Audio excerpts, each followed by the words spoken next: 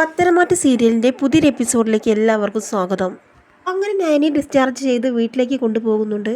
ഗോവിന്ദൻ്റെയും കനകയുടെയും വീട്ടിലേക്കാണ് നയനെ കൊണ്ടുപോകുന്നത്. നയനയുടെ അവസ്ഥ കണ്ട് ഗോവിന്ദനും കനകയ്ക്കും വല്ലാത്ത വിഷമമാവുന്നു. അങ്ങനെ നയനെ അവിടെ ഏൽപ്പിച്ചിട്ട് ആദർശ് അനന്തപുരിയിലേക്ക് പോകുന്നുണ്ട്. അങ്ങനെ കുറച്ച് ദിവസത്തിന് ശേഷം ദേവയാനിയെ ഹോസ്പിറ്റലിൽ നിന്ന് ഡിസ്ചാർജ് ആക്കുകയാണ്. ദേവയാനി ഡിസ്ചാർജ് ആക്കി വീട്ടിലേക്ക് കൊണ്ടുപോകുന്നുണ്ട്. അങ്ങനെ വീട്ടിലെത്തിയ ദേവയാനി പറയുകയാണ്, ഇവിടെ എത്തിയപ്പോഴാണ് എനിക്ക് സമാധാനമായത്. ഒരു പുതിയ ജീവിതം കിട്ടിയതുപോലെയാണ് എനിക്ക് തോന്നുന്നത്. എനിക്കിപ്പോൾ രണ്ടാം ജന്മം തന്നെയാണ്.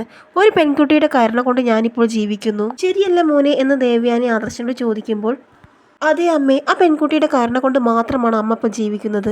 അതെ, എനിക്ക് അവളോട് തീരാത്ത നന്ദിയുണ്ട്, കടപ്പാടുണ്ട്. എൻ്റെ അസുഖമെല്ലാം മാറിയിട്ട് എനിക്ക് അവളെ ഒന്ന് കാണണം. അതെ അമ്മേ, അമ്മ ഇപ്പോൾ റെസ്റ്റ് എടുക്ക്. ഉടനെ തന്നെ ഞാൻ അവളുടെ അടുത്തേക്ക് അമ്മയെ കൊണ്ടുപോകാം എന്നൊക്കെ ആദർശ് പറയുന്നുണ്ട്. അങ്ങനെ ദേവയാനി റൂമിലേക്ക് പോവുകയാണ്. ആ സമയം എല്ലായിടത്തും ദേവയാനി നോക്കുന്നുണ്ട്. നയനെ അവിടെ ഒന്നും കാണുന്നില്ല. അങ്ങനെ ദേവയാനി ആദർശനോട് പറയുകയാണ്, നിനക്ക് എന്നോട് സ്നേഹമുണ്ടല്ലേ? എന്താ അമ്മ അങ്ങനെ പറഞ്ഞത്? അമ്മയോട് എനിക്ക് സ്നേഹമില്ലാതിരിക്കുമോ? ഞാൻ പറഞ്ഞൊരു കാര്യമെങ്കിലും നീ കേട്ടല്ലോ. ഡിസ്ചാർജായി ഇവിടേക്ക് വരുമ്പോൾ നയനെ ഇവിടെ കാണരുതെന്ന് ഞാൻ പറഞ്ഞിരുന്നു. അതെന്തായാലും എൻ്റെ മോൻ കേട്ടല്ലോ. അവളെ നീ വീട്ടിൽ കൊണ്ടാക്കിയേലേ? എനിക്കത് തോന്നി. അല്ലെങ്കിൽ ഞാൻ ഇവിടെ വരുമ്പോൾ അവളെ കാണുമ്പോൾ എനിക്ക് ദേഷ്യമാവും. എനിക്ക് അവളുടെ മുഖം കാണേ വേണ്ട. ഇത് കേട്ടത് ആദർശ്, അതെ അമ്മേ, അവളെ ഞാൻ അവളുടെ വീട്ടിലേക്കാക്കി. അമ്മ ഏതായാലും റെസ്റ്റ് എടുക്ക് എന്ന് പറഞ്ഞ് ആദർശ് റൂമിലേക്ക് പോവുകയാണ്. അമ്മയ്ക്ക് കുടിക്കാൻ എന്തെങ്കിലും കൊടുക്കണമെന്ന് ആദർശ് മീനാക്ഷിയോട് പറയുന്നുണ്ട്. പിന്നീട് ആദർശ് റൂമിൽ ചെന്ന് ചിന്തിക്കുകയാണ്, ഇനി എന്ത് ചെയ്യും? ഞാനെയുള്ളപ്പോൾ അമ്മയുടെ കാര്യമല്ല അവൾ നോക്കിയിരുന്നു. ഇനി ആര് നോക്കും? മറ്റുള്ളവരെ ഒന്നും വിശ്വസിക്കാൻ പറ്റില്ല.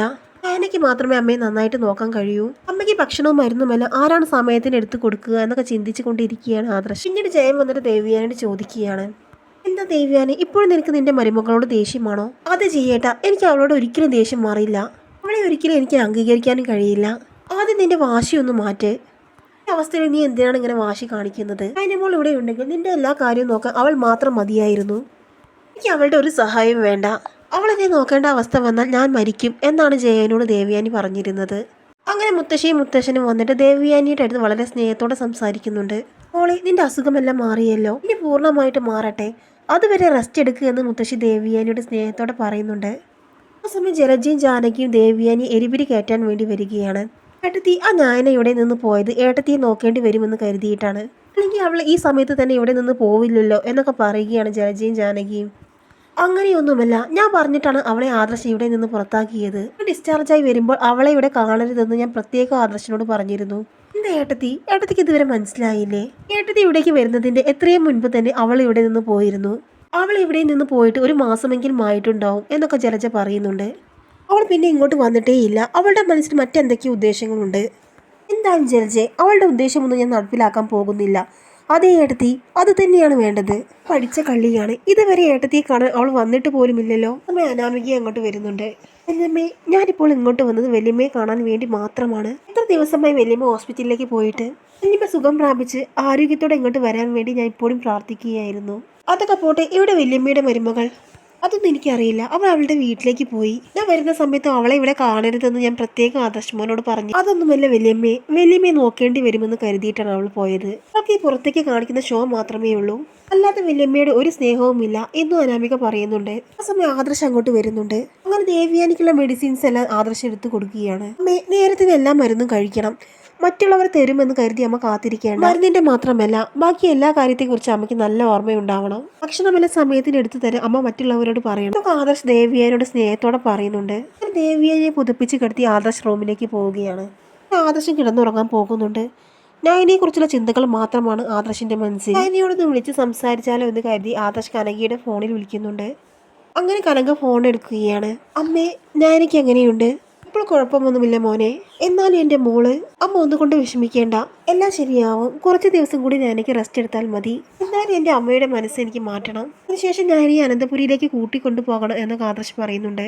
ഞാനീ അനന്തപുരിയിലുള്ളവർ അംഗീകരിച്ചാൽ മാത്രമേ അവളെ അങ്ങോട്ട് പറഞ്ഞു വിടുകയുള്ളൂ എന്നൊക്കെ കനക പറയുമ്പോൾ, അമ്മ ഇങ്ങനെ കടുത്ത തീരുമാനങ്ങളൊന്നും എടുക്കരുത്. എനിക്ക് നയന ഇല്ലാതെ പറ്റില്ല. ഇവിടുത്തെ എല്ലാ കാര്യങ്ങളും നോക്കുന്നത് നയനയാണ്. അവൾ ഇവിടെ ഇല്ലാത്തപ്പോഴാണ് അവളുടെ വില എനിക്ക് മനസ്സിലായത് എന്നൊക്കെ ആദർശ് പറയുന്നുണ്ട്. നയന എന്താണ് വരാത്തതെന്ന് മുത്തശ്ശിയും മുത്തശ്ശനും എല്ലാം ചോദിച്ചു തുടങ്ങി. അമ്മേ, എല്ലാം ശരിയാവും. ഞാൻ മല ചവിട്ടാൻ പോവുകയല്ലേ. അങ്ങനെ മല ചവിട്ടി തിരിച്ചു വരുമ്പോഴേക്കും എല്ലാ കാര്യങ്ങളും ശരിയാകൂ എന്ന് ആദർശ് പറയുന്നുണ്ട്. അതിനുശേഷം ആദർശ് കിടക്കുകയാണ്. നയനെക്കുറിച്ചുള്ള ചിന്തകൾ മാത്രമാണ് ആദർശിന്റെ മനസ്സിൽ. അങ്ങനെ ആദർശ് നയനെ വീണ്ടും ഫോൺ വിളിക്കാൻ നോക്കുന്ന സമയത്ത് ദേവ്യാനി ആദർശിന്റെ പിറകെ വന്ന് നിൽക്കുന്നുണ്ട്. അങ്ങനെ ആദർശ് നയനയോട് ചോദിക്കുകയാണ്, നിനക്ക് എങ്ങനെയുണ്ട്? എനിക്കിപ്പോൾ കുഴപ്പമൊന്നുമില്ല ആദർശേട്ടാ. അമ്മയുടെ അവസ്ഥ എന്താണ്? അമ്മയ്ക്കിപ്പോൾ കുഴപ്പമൊന്നുമില്ല. അമ്മ ചെറുതായിട്ടൊക്കെ നടക്കാൻ തുടങ്ങി. കുറച്ചൊക്കെ പിടിച്ചു നടക്കാൻ വേണ്ടി അമ്മയുടെ ഡോക്ടർ നിർദ്ദേശിച്ചിരുന്നു. ആ സമയം ആദർശ് പറയുന്നുണ്ട്, അമ്മ നിന്നെ അംഗീകരിക്കുന്ന ദിവസം വരും. അമ്മയ്ക്ക് ഇപ്പോഴും അറിയില്ല കരൾ കൊടുത്തത് നീയാണെന്ന്. പറ്റിയതോ നന്മയുള്ള കുട്ടിയാണെന്ന് പറഞ്ഞ് അവളെ കാണാൻ വേണ്ടി നിൽക്കുകയാണ് അമ്മ ഇപ്പോൾ. അങ്ങനെ ദേവിയൻ എല്ലാ കാര്യങ്ങളും മനസ്സിലാക്കുന്നുണ്ട്. നയനിയാണ് തനിക്ക് കരൾ നൽകിയതെന്നും ടെസ്റ്റിന് വേണ്ടി വീട്ടിലേക്ക് പോയിരിക്കുകയാണ്. അങ്ങനെ എല്ലാ കാര്യങ്ങളും ദേവയാനി മനസ്സിലാക്കുകയാണ്. ദേവയാനി ഒറ്റ അലർച്ചയാണ്. ആദർശേ, നീ എന്താണ് പറഞ്ഞത്? എനിക്ക് കരൾ തന്നത് ആ നയനയാണെന്നോ? അവളാണോ എനിക്ക് കരൾ തന്നത്? അവൾ കാരണമാണോ ഞാനിപ്പോൾ ജീവിച്ചിരിക്കുന്നത്? അങ്ങനെ ഞാൻ ഇതെല്ലാം അപ്പുറത്തെ ഫോണിൽ നിന്ന് കേൾക്കുന്നുണ്ട്. എനിക്കാണെങ്കിൽ ആകെ വല്ലാതെ ആവുന്നുണ്ട്. എടാ, നീ എന്താണ് ഈ പറഞ്ഞത്? എൻ്റെ സമ്മതമില്ലാതെ എന്തിനാണ് എനിക്ക് അവളുടെ കരൾ? എനിക്ക് അങ്ങനെ ഒരു ജീവിതം വേണ്ട. അങ്ങനെയാണെങ്കിൽ ഞാൻ മരിച്ചു പോയിക്കോട്ടെ എന്ന് കരുതി കൂടായിരുന്നോ? എന്നാൽ എനിക്ക് അവളുടെ കരൾ വേണ്ട. ഞാൻ ഒരിക്കലും അത് അംഗീകരിക്കില്ല. അവൾ തന്ന ഈ കരൾ പറിച്ചൊഴിവാക്കാനും ഈ ദേവയാനിക്കറിയാം. അങ്ങനെ ദേവയാനി വല്ലാതെ വയലൻ്റ് ആവുകയാണ്. ആ സമയം ജയനും അങ്ങോട്ട് വരുന്നുണ്ട്. എന്ത് ഭ്രാന്ത ദേവയാനി നീ കാണിക്കുന്നത്? അവളോട് ആര് പറഞ്ഞു അവളുടെ കരൾ മുറിച്ച് എനിക്ക് തരാൻ? അവൾ അത്ര പുണ്യവതിയൊന്നുമല്ല. അവളങ്ങനെ മാറാനൊന്നും പോകുന്നില്ല എന്ന് പറഞ്ഞുകൊണ്ട് ദേവയാനി ഒരു കത്തിയെടുത്ത് തൻ്റെ നെഞ്ചിലേക്ക് കുത്തിയിറക്കുകയാണ്. അമ്മ എന്നൊരൊറ്റ അലർച്ചയിൽ ആദർശ് ഞെട്ടിയുണരുകയാണ്. സ്വപ്നം കാണുകയായിരുന്നു ആദർശ്. നിങ്ങളെല്ലാം അറിഞ്ഞ ദേവയാനി എങ്ങനെ പെരുമാറുമെന്ന ഭയം ആദർശിന്റെ മനസ്സിലുണ്ടായിരുന്നു. അമ്മ ഒരു കാരണവശാലും സത്യം അറിഞ്ഞുകൂടാ എന്ന് ആദർശ് ബെഡിലിരുന്ന് അങ്ങനെ ചിന്തിക്കുന്നുണ്ട്. കുറച്ച് കഴിഞ്ഞതിന് ശേഷം ദേവയാനിയുടെ റൂമിലേക്ക് പോവുകയാണ് ആദർശ്. ആ സമയത്ത് ദേവയാനി ആണെങ്കിൽ നല്ല ഉറക്കമാണ്. അങ്ങനെ ദേവയാനിയെ നോക്കിക്കൊണ്ട് ആദർശ് ചിന്തിക്കുകയാണ്, അമ്മ ഒരിക്കലും ഈ സത്യം അറിഞ്ഞുകൂടാ. നയനെയാണ് കരൾ കൊടുത്തതെന്ന്. ഒരിക്കലും അമ്മ അത് അംഗീകരിക്കില്ല. സ്വപ്നം കണ്ടതുപോലെ സംഭവിക്കുമോ എന്ന് ആദർശിന്റെ മനസ്സിൽ തോന്നുകയാണ്. അങ്ങനെ ദേവയാനി ആദർശ് വന്ന് നോക്കുന്നത് ജലജ കാണുന്നുണ്ട്. പിന്നെ എന്തിനാണ് ഇടയ്ക്കിടയ്ക്ക് റൂമിൽ വന്ന് നോക്കുന്നത്? എന്താ ആദർശേ, നിനക്ക് ഭാര്യയില്ലായിട്ട് ഉറക്കമൊന്നുമില്ലേ? അല്ല ആൻറ്റി, ഞാൻ അമ്മ ഉറങ്ങിയെ നോക്കാൻ വേണ്ടി വന്നതാണ്. അമ്മയെ നോക്കാനോ? നിന്റെ ഭാര്യയെ വീട്ടുജോലികൾ ചെയ്യേണ്ടി വരുമെന്ന് കരുതി അവളുടെ വീട്ടിലേക്ക് പറഞ്ഞു വിട്ടില്ലേ? അവളെ ഇങ്ങോട്ട് കൂട്ടിക്കൊണ്ടുവാ. നിന്റെ അമ്മയെ നോക്കാൻ നിന്റെ ഭാര്യ മാത്രം മതി. അവളുടെ വീട്ടിലേക്ക് പറഞ്ഞു വിട്ടില്ലേ? അപ്പച്ചി, ഞാനെ അമ്മയ്ക്ക് കാണുന്നത് ഇഷ്ടമില്ല. ഇനിയൊരു പ്രശ്നം ഉണ്ടാക്കണ്ട എന്ന് കരുതിയാണ് അവളെ അവളുടെ വീട്ടിലേക്ക് പറഞ്ഞു വിട്ടത്. നിന്റെ അമ്മയ്ക്ക് എന്താണ് ഇഷ്ടം? നീയും നിന്റെ ഭാര്യയെ ഒന്നിച്ച് കഴിയുന്നത് നിന്റെ അമ്മയ്ക്ക് ഇഷ്ടമില്ല. ജലജിയാണെങ്കിൽ എല്ലാ ജോലികളും ചെയ്ത് ആകെ കുഴഞ്ഞിരിക്കുകയാണ്. എത്രയും പെട്ടെന്ന് ഞാനെ ഇങ്ങോട്ട് കൊണ്ടുവരണം. അതിന് എന്തായാലും കുറച്ച് റെസ്റ്റ് എടുക്കട്ടെ. അനന്തപുരിയിലുള്ളവർ അവളെ അംഗീകരിക്കാതെ ഒരിക്കലും അവളെ ഇങ്ങോട്ട് പറഞ്ഞു വിടില്ല എന്നാണ് അവളുടെ വീട്ടുകാർ പറഞ്ഞത്. നിന്റെ അമ്മ ഒരിക്കലും നിന്റെ ഭാര്യയെ അംഗീകരിക്കില്ല എന്ന് ജലജ തീർത്ത് പറയുന്നുണ്ട്. അതിനുശേഷം ആദർശാണെങ്കിൽ വീണ്ടും ഞാനെ വിളിക്കണമെന്ന് കരുതുകയാണ്. പക്ഷെ സമയം നോക്കിയപ്പോൾ രാത്രി 2 മണി കഴിഞ്ഞിരുന്നു. അങ്ങനെ ആദർശ് രാവിലെ തന്നെ പുറപ്പെട്ട് പോകാൻ നോക്കുന്ന സമയത്ത് ദേവയാനി പറയുന്നുണ്ട്, ഈ നയനെ കാണാൻ വേണ്ടി പോവുകയാണോ? നിനക്കൊരു ദിവസം പോലും അവളെ കാണാതിരിക്കാൻ പറ്റില്ലല്ലേ? അല്ലമ്മേ, നീ പോയിക്കോ. പക്ഷെ അവളെ ഇങ്ങോട്ട് കൂട്ടിക്കൊണ്ടുവരണമെന്ന ഒരു ഉദ്ദേശവും നിനക്ക് വേണ്ട.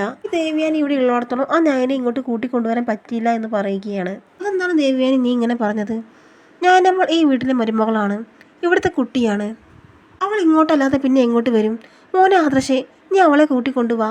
അത് പിന്നെ മുത്തശ്ശ, എനിക്ക് സുഖമില്ല, അതുകൊണ്ട് കുറച്ച് ദിവസത്തെ റെസ്റ്റ് വേണം.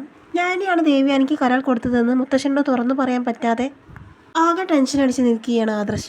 മുത്തശ്ശൻ പറയുന്നുണ്ട്, അവൾ അവളുടെ വീട്ടിൽ നിൽക്കുകയാണ് നിന്നോട്ടെ. പക്ഷെ ദേവയാനി പറയുന്നത് പോലെ കാലാകാലവും അവളെ അവളുടെ വീട്ടിൽ നിർത്താനൊന്നും പറ്റില്ല.